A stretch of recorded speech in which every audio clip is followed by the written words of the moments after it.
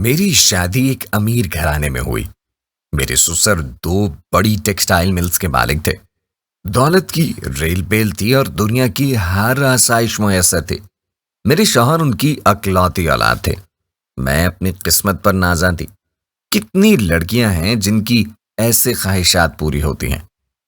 اس گھر میں ہم چار لوگ تھے، ایک سسر، ایک میرے شوہر، ایک میں اور جی ہاں، ایک میرے سسر کی دور دراز کی کافی عمر رسیدہ خاتون تھی۔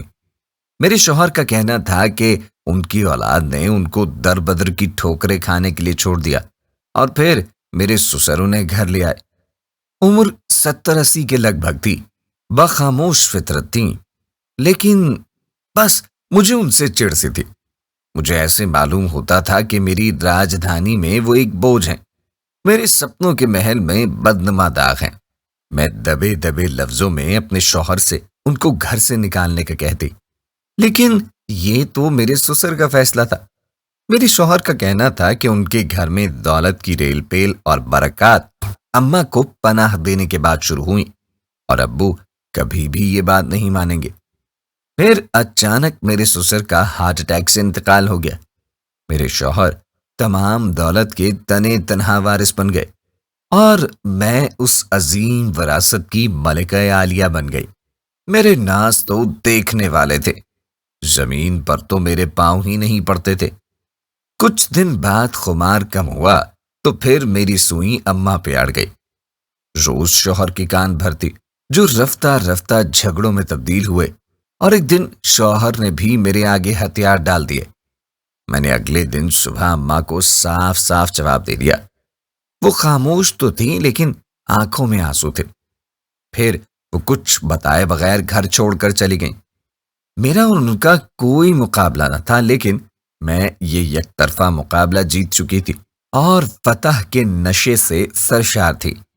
ہفتہ ہی گزرا تو میرے شوہر انتہائی پریشانی میں گھر آئے۔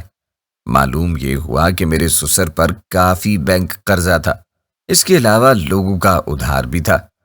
چائنا کا ٹیکسٹائل انڈسٹری کے مقابلے میں آنے سے کاروبار بھی کافی متاثر تھا۔ جلد ہی ایک فیکٹری بیچنی پڑ گئی، لیکن میرا دل اب بھی مطمئن تھا کہ کاروبار میں اتار چڑھاؤ تو آتے رہتے ہیں۔ مہینہ ہی گزرا کہ دوسری فیکٹری بھی بیچنی پڑ گئی۔ بینک نے اپنے قرضے کے بدلے مکان فروخت کروا دیا اور ہم چھوٹے سے کرائے کے مکان میں منتقل ہو گئے۔ میرے شوہر نے بچی کچی آمدن سے ایک چھوٹا اسپننگ یونٹ خرید لیا اور اس طرح زندگی کا پہیہ چلنا شروع ہوا۔ میری سب شاہانہ عمارت زمین بوس ہو گئی۔ مجھے احساس جرم نے گھیر لیا۔ میں نے ایک بے بس، لاچار اور ضعیف عورت کو بے گھر کیا۔ میرا اپنا سپنوں کا محل بکھر گیا، اور یہ زوال اماں کے جانے کے بعد ہی شروع ہوا۔